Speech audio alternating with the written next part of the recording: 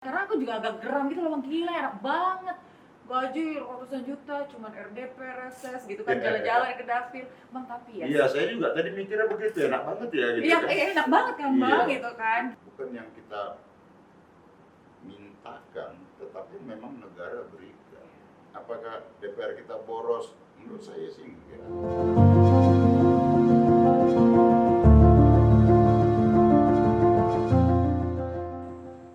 Ah elah nih handphone, ngehang mulu dah. Mau nelfon susah banget. Gue tuh gitu, mau ganti handphone juga gue mikir-mikir. Mahal soalnya kan, apalagi nih iPhone mahal. Sementara yang bikin gue gemes banget itu tuh ya, itu anggota dewan tuh katanya gajinya tuh gede banget, ratusan juta gitu loh. Cuma nih hari Sabtu yang harusnya gue bisa browsing handphone murah, tapi gue bela-belain nih datang ke DPR. Pada lihat kan tuh sepinya kayak apa, demi mendapatkan klarifikasi. Bener gak sih itu gaji anggota dewan sampai 3 digit, sampai ratusan juta? Nah sekarang gue lagi nunggu Bang Masinton Pasaribu, pasti pada kenal dong, anggota dari fraksi PDIP. Nah itu dia, udah standby, Bang. Yup, gimana Halo, Bang. Gi? Sehat, Bang? Alhamdulillah, puji Tuhan sehat. Aku ganggu hari Sabtu. Oh, kita lepas dulu nih ya. Ya, Aku udah vaksin apa udah masih? vaksin sama vaksin.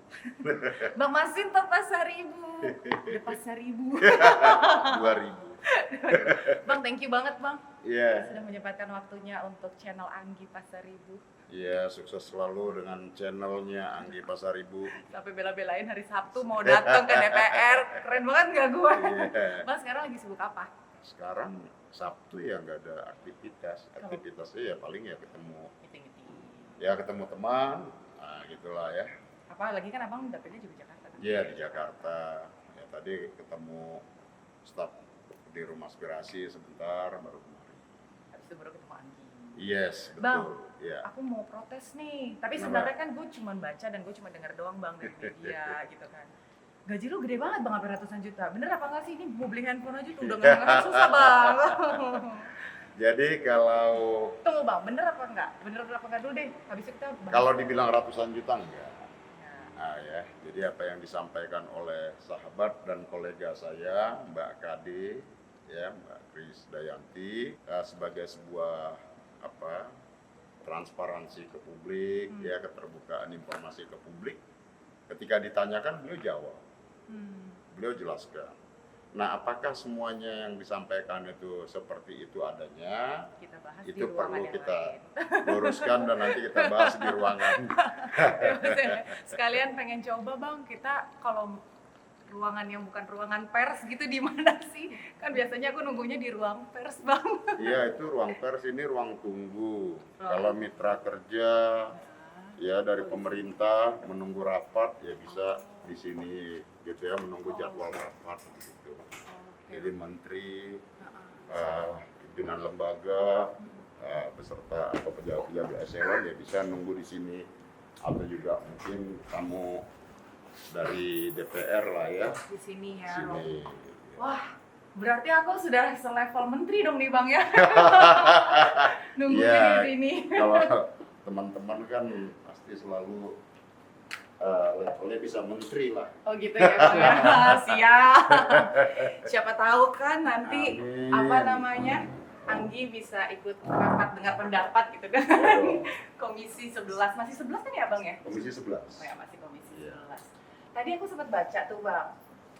Barusan banget baca media online dari PSI. Katanya itu anggaran pendapatan untuk anggota DPR dipotong aja, nggak sesuai dengan kinerjanya. Gimana? Profesi Dari partai. Aku baca tadi partai. dari Partai Solidaritas. Oh, iya. Ada yang Ya menyasar. saya kadang perspektif diri saya ya partai itu ya kalau di fraksi-fraksi yang ada di DPR. Jadi saya kirain ada komunitas mana, rupanya partai politik gitu. Saya kirain ini. Kalau di apa sini kan ada 9 fraksi ya. Di DPR RI ini masa tadi disebutkan mereka menyampaikan apa? Jadi ini pendapatan anggota dewan dipotong aja, katanya tidak sesuai dengan kinerjanya gitu. Iya. Gimana tuh, Pak?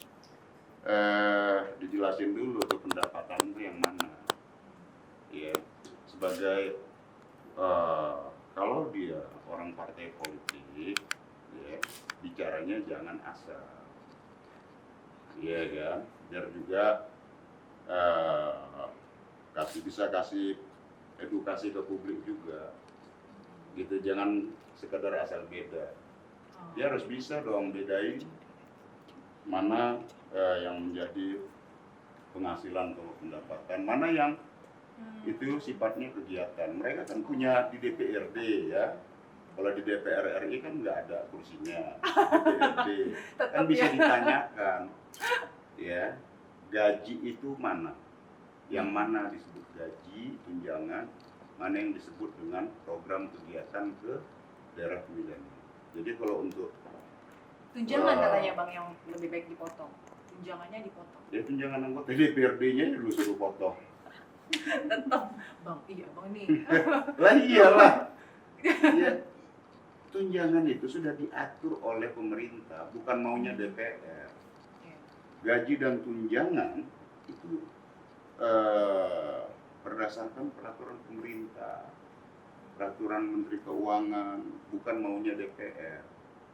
Walaupun DPR berdasarkan Undang-Undang MD3 diberikan kemandirian dalam menyusun anggarannya, tetapi kan tetap harus melalui persetujuan dan dibahas bersama pemerintah, disesuaikan dengan anggaran negara APBN. Nah, jadi seluruh gaji tunjangan itu sudah ada itu ukuran standarnya untuk pejabat tinggi negara berapa, baik legislatif dan kemudian juga di eksekutif maupun yudikatif. Untuk DPRD berapa di pemerintahan provinsi gitu ya, daerah atau kabupaten, kota berapa, udah ada standar-standarnya. Nah, jadi yang diterima ramai umpama belakangan yang apa, oh gaji DPR, wow, penghasilan DPR banyak banget ya. Iya, tunjangannya gede banget, sekali pergi ke dapil sampai ratusan juta, pergi ke luar negeri dapat lagi uang 140-an gitu. Gimana sih Bang sebenarnya Bang? Jadi begini, kalau gaji dan tunjangan, Ya. tunjangan itu ada tunjangan kehormatan, tunjangan komunikasi, ada tunjangan buat beli beras tuh ya. Beli beras juga ada DPR tuh ya. 30.000 apa kalau nggak salah, satu orang buat 4 orang, 2 anak, suami dan istri. Nah, kemudian beberapa tunjangan lainnya gitu. Jadi total kalau gaji DPR RI itu 4,2 juta kalau saya tidak salah gajinya. Ya, gaji pokoknya. Kemudian ada tunjangan lain gitu ya. Nah, tunjangan itu yang sudah ditetapkan bersama pemerintah itu kalau di total, kalau tidak salah saya 58, 59 berapa gitu ya, 59 juta berapa, terus saya bulatkanlah katakan 60 juta. Itu gaji dan tunjangan yang memang automatically itu ditransfer ke rekening anggota setiap bulan. Gaji dan tunjangan itu, dia mau hadir nggak hadir, anggota tersebut ya tiap bulan dia wajib menerima. Nah, gaji dan tunjangan itu ya itulah ya, bagi kami yang kita ini kan ya, karena di situ ada tunjangan buat istri juga, ada tunjangan buat anak juga buat beli berasnya, ya kan, yang 30.000 berapa itu selama sebulan.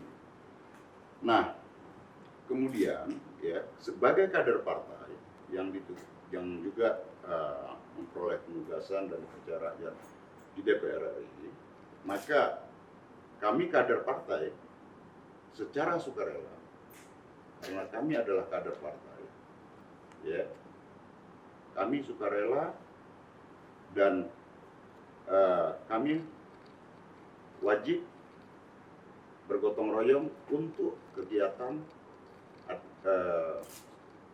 fraksi dan partai, ya, dan itu beda-beda ya kebijakan masing-masing partai. Berapa-berapanya gitu ya. Kalau kami ya 20 juta begitu. Dan itu memang secara sukarela kami serahkan, dipotong ke partai ya per bulan begitu, karena itu adalah kewajiban kami dan sukarela kami gitu kan, buat sebagai bentuk gotong royong kami. Nah, karena partai juga hidupi oleh kader-kader ya kan.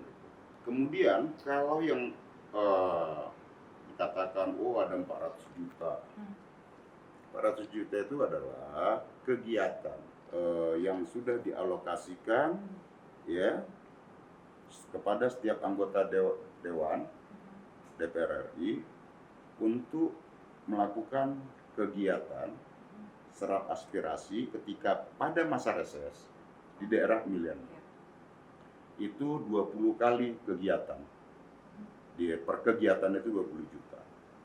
Nah, kemudian ada karena anggota DPR itu berasal dari seluruh penjuru Republik Indonesia, dari 80 dapil yang tersebar dari ujung Aceh hingga Papua, ya, maka ketika masa reses dari DPR ibu kota negara, ya, mereka kembali ke daerah pemilihannya, itu juga di beda-beda ya jarak Jakarta ke satu daerah ke daerah lainnya. Jadi itu ada semacam anggaran untuk akomodasi gitu lah ya, biaya perjalanannya ke sana. Yang itu beda-beda antar dapil tadi. Kegiatan dalam masa reses itu yang harus diajukan, bukan yang automatically. Beda dengan gaji ya. Gaji dan tunjangan itu kan automatically yang diterima setiap bulan itu. ya sebagai hak anggota DPR. Nah, kalau aspirasi ini yang harus anggaran pada masa reses itu harus diajukan. Oh, berarti nggak langsung abang dapat setiap bulan ini untuk agenda ke dapil? Tidak, kalau nggak mengajukan nggak bisa. Ketika kita mengajukan juga nanti di Kesekretariatan Jenderal DPR RI ya yang mengatur tentang kegiatan dewan satkernya tadi, dia di dalam sistem itu sudah tersistem tuh matrikulasi masing-masing kegiatan anggota dewan. Karena ya saya lupa undang-undangnya itu, kegiatan yang dibiayai APBN ya tidak boleh kemudian kegiatan yang sama dibiayai APBN lagi gitu. Jadi satu kegiatan itu sudah kita harus memilih kegiatan mana jika ada metriknya yang tabrakan pada hari yang sama gitu. Nah, artinya apa? Bisa jadi umpama dalam satu masa reses itu 20 kegiatan maksimumnya gitu ya. Bisa jadi karena metriknya tabrakan bisa jadi cuma bisa 15 kali atau 10 kali gitu ya. Saya juga pernah mengalami itu. Nah, jadi itu kan beda ya. Satu yang memang automatically ditransfer ke rekening kita sama yang by program. By program tadi kegiatannya dilaksanakan dan kemudian diaudit penggunaannya oleh auditor negara dalam hal ini BPK. Jadi apa yang ramai apa segala macam, wah ini enak sekali nih DPR. Kalau kita tiap bulan terima yang 400 juta ya tiap bulan ganti mobil. Berarti yang tadi 20 juta itu sebenarnya adalah untuk kegiatan di dapil ya? Kegiatan di dapil. Yang akan dibagikan pada masyarakat kan, kebutuhannya apa segala macam. Bukan yang diterima sama si anggota dewan untuk dia kan? Bukan untuk pribadi dia. Itu yang mispersepsi. Nah, kegiatan ini ya kita mengundang masyarakat. Betul, ya. Iya kan. Terus kemudian menyediakan tempat.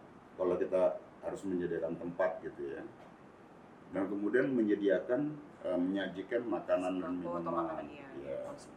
Terus kalau ada souvenir ya kasih souvenir gitu ya. Atau cindera mata apa segala macam. Nah, yang gitu-gitu. Jadi kegiatan itu ya lebih pada itu. Nah, kita kan juga kalau saya ya yang 400 itu yang saya manage. Nah, selain tadi umpama anggaran dalam masa kegiatan masa reses, ada lagi dalam masa persidangan.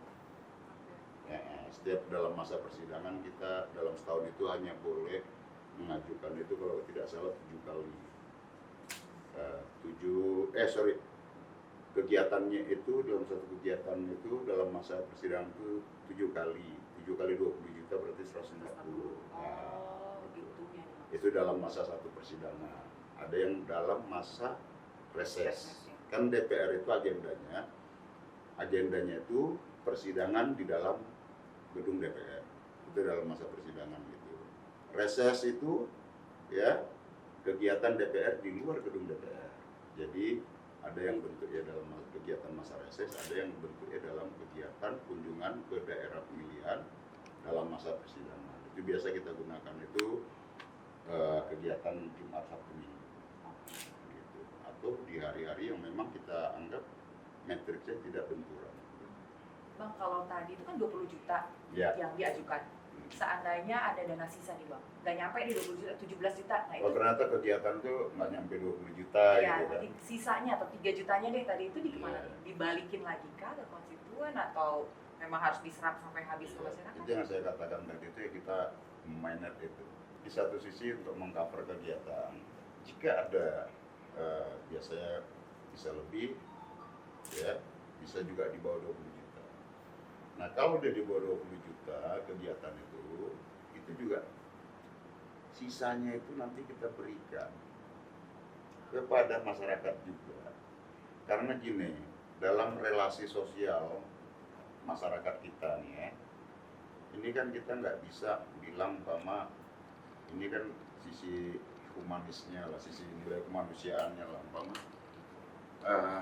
Bang saya butuh kursi roda, atau ada tetangga kami atau ada sahabat kami yang memang membutuhkan kursi roda. Kan itu kan bukan kegiatan ya, tapi kan kita harus memberikan itu. Ya, itu kan bisa kita salah satunya kita gunakan dari situ.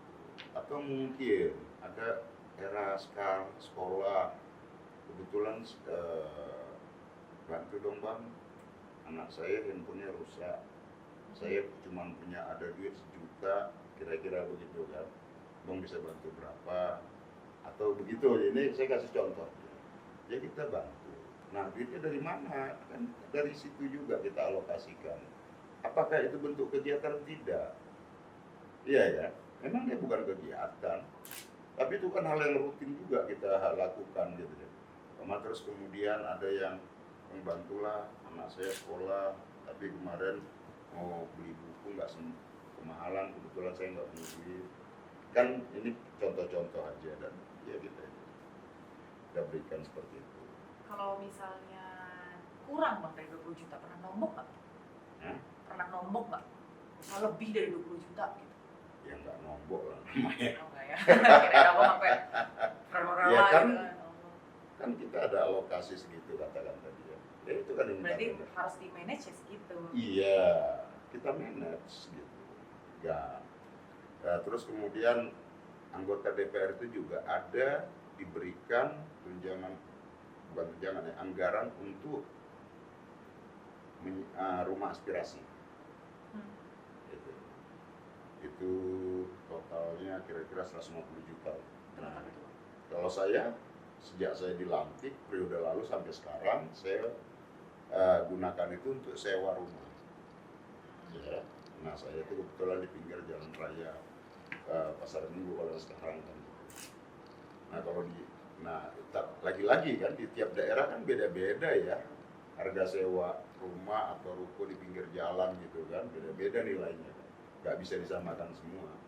Nah umpama kayak di Jakarta ya, kalau pinggir jalan kan susah juga kita cari yang 150 juta per tahun kan gitu. Tapi kan kita punya tanggung jawab moral dan politik, dan saya rumah aspirasi itu dari sejak saya dilantik sampai sekarang saya fungsikan sebagai tempat untuk mengakomodir persoalan konstituen di dapil gitu loh. Kemudian juga konstituen masyarakat yang ingin bertemu sama kita umpama sebagai anggota DPR tidak harus datang ke gedung DPR, kita bisa ketemu, umpama kita jadwalkan di rumah aspirasi.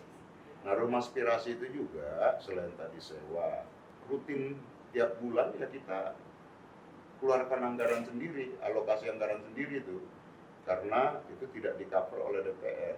Yang di-cover oleh DPR itu adalah biaya sewanya. Nah untuk biaya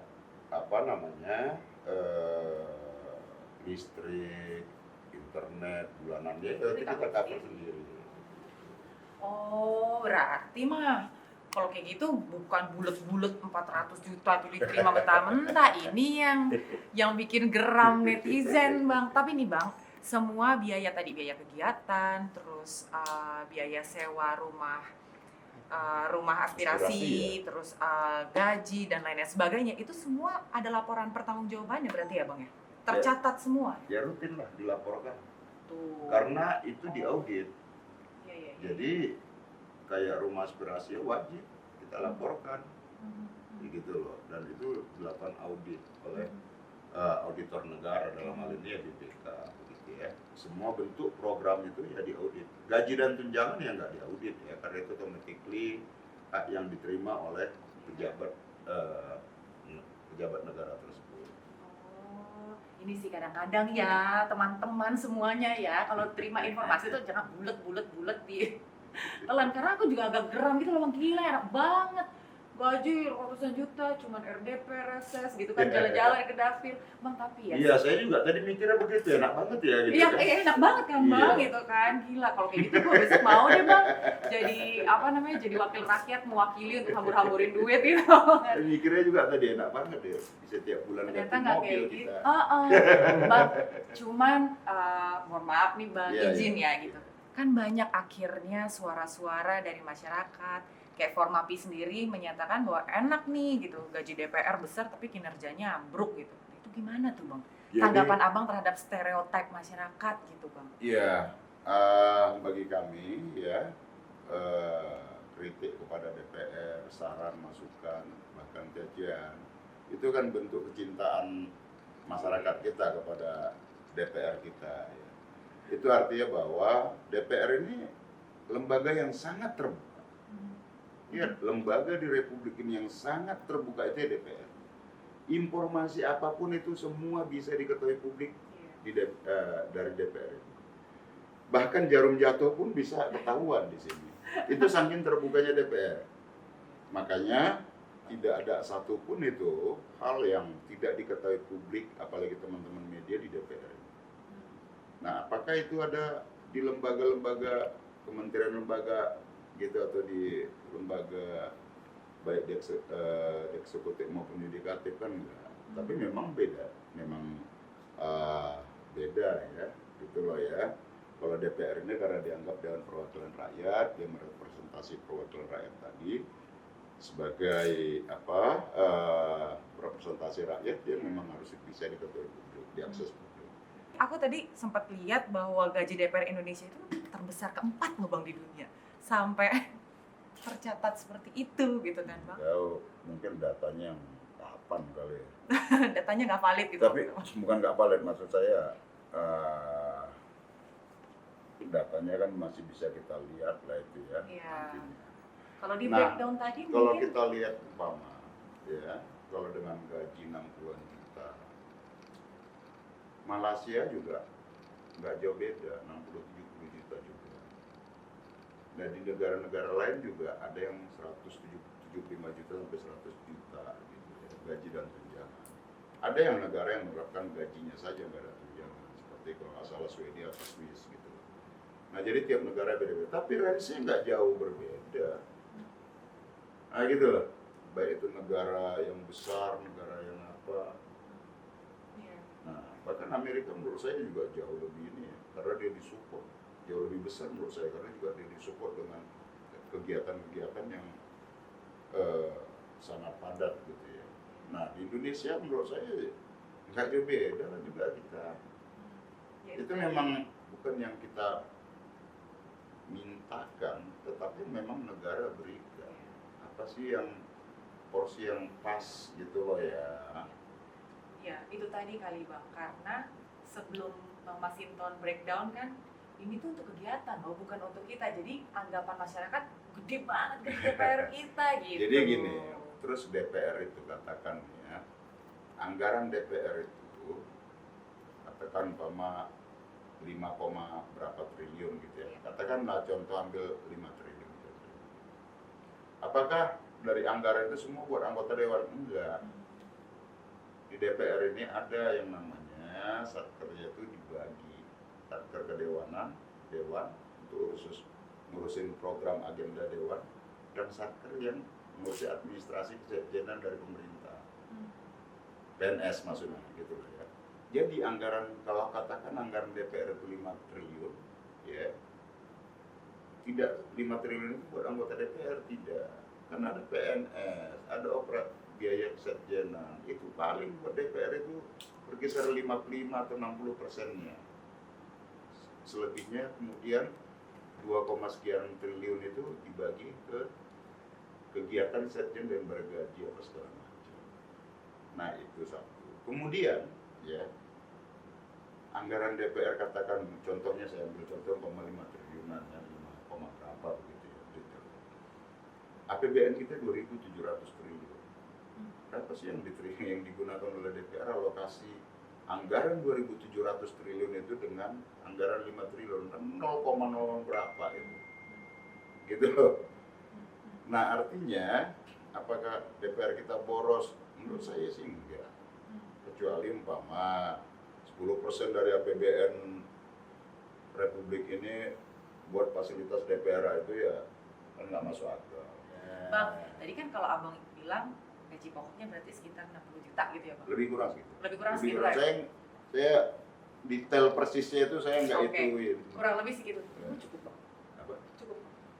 Dengan berkeluarga, tinggal di ibu kota, harus bayar listrik, bayar ini segala macam, belum rumah aspirasi. Ya, ada kawan-kawan. kalau ditanyakan cukup nggak cukup itu relatif lah. Kalau buat saya sih lebih dari cukup. Tapi Karena kalau kan minta naik mau bang? kita juga harus melihat kondisi kita saat ini. Banyak saudara, teman kita, ya, yang jauh mungkin ya buat makan juga susah.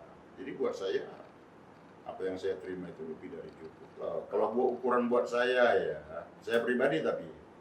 Nah orang kan beda-beda ukuran ininya kan, maka saya katakan relatif. Relatif. Ya, buat saya ya sudah bersyukur karena apapun tugas sebagai anggota DPR itu ketika saya pertama kali mencalonkan sebagai anggota DPR orientasi bukan itu. Iya. Orientasi adalah apa sih kepuasan sebagai anggota DPR? Bagi saya adalah satu umpama nilai lebihnya itu adalah yang kita ukur umpama katakan kepuasan itu adalah ketika kita ikut dalam pembahasan ya menentukan baik itu legislasi, anggaran negara, dan juga kita bisa melakukan pengawasan terhadap penyelenggara negara seperti pemerintah maupun di yudikatif seperti itu. Kenapa tadi aku tanya itu? Karena related dengan kita yang halak kita inilah bang. Oh. Gitu kan. Halak kita ini kan Iya. kadang-kadang kalau ya kok banyak kali ya duitmu di sana, bisa kayak Babatwa dulu, Ina Uda, Babatwa gitu. Sementara kan kayak tadi abang bilang ya mencukupkan diri, apalagi targetnya itu nolong orang misalnya terus dan kawan-kawannya. Makanya tadi cukup nggak sih bang gitu loh dengan banyaknya tanggung jawab dan tuntutan hidup gitu. Ya relatif, makanya saya katakan tadi ya kita umpama memberi atau membantu itu kan kewajiban. Ya kenapa saya katakan kewajiban ya? Disitulah terselip nilai kemanusiaan tadi. Besar kecilnya itu relatif. Tapi interest kita pada empati ya, empati kita terhadap kemanusiaan tadi harus kita ini. Ketika orang ada teman membutuhkan, butuh bantuan, ini kita bantu. Kalau ada besar kasih besar, kalau ada dikit ya kasih dikit, kan disesuaikan dengan ukuran ini kan gitu. Tapi jangan sampai nggak membagi lah, kira-kira gitulah. Ada beban sosial lah. Iyalah, ya itu empati yang menurut saya sih wajar lah ya. Karena kan juga kalau saya sih ya kalau orang Medan bilang atau teman-teman bilang waspada, walau sedikit pasti. Iya. Jadi sekarang udah terbuka, mudah-mudahan ini penonton-penontonnya Andri Pasar Ibu jadi terbuka. Jadi kita nggak boleh langsung gampang terima bulat-bulat gitu kan. Ya udahlah, paham sekarang bang. Awalnya memang sempat nggak ngerti, tapi setelah dijelasin sekarang jadi lebih paham. Terima kasih loh. Oh iya, Mbak Anggi Bang beserta timnya, terima kasih. Yang kuat ya bang ya, kalau jadi Wow. kader kayaknya. Kalau kata Bang Arteria kayak bulan lalu ya ketemu Bang Arteria katanya jadi anggota DPR nggak salah mulu gitu. Ya. Buat baik salah, buat apa-apa salah. Gitu. Resiko sebagai pejabat ya begitu. Ya harus siap dipuji. Ketika dipuji Nggak boleh jumawa. Gitu. tidak boleh jumawa dan tinggi hati. Ya. Ketika dicaci maki tidak boleh baper dan kecil hati. Ya jalanin ya memang ya kehidupan kan begitu, ada siang ada malam, ada pujian ada cacian, ya jalanin aja. Aku jadi merasa bersalah tadi, sempat kesel lagi, gila ratusan juta besok-besok gue juga jadi tapi ternyata enggak. Thank you banget loh Abang Oke. Masinton untuk waktunya dan Thank you, penjelasannya. Pandi dan Terima kasih teman-teman. semuanya. Abang ada pesan-pesan nggak buat penonton Indonesia? Ya buat pemirsa Anggi, Pasar Ibunya sebut ya dong Anggi Bang. Pasaribu, nanti dibilang ini kita nepotis. Ya buat pemirsanya di channelnya Anggi Pasaribu, ya mari kita jadikan channel ini channel yang mengedukasi. Yes. Ya, channel yang juga kasih perspektif dan pencerahan bersama. Sukses selalu untuk Anggi Pasaribu Horas. dan juga teman-teman. Salam sehat selalu. Horas, Horas. merdeka. Kalau lihat Bang. Oke.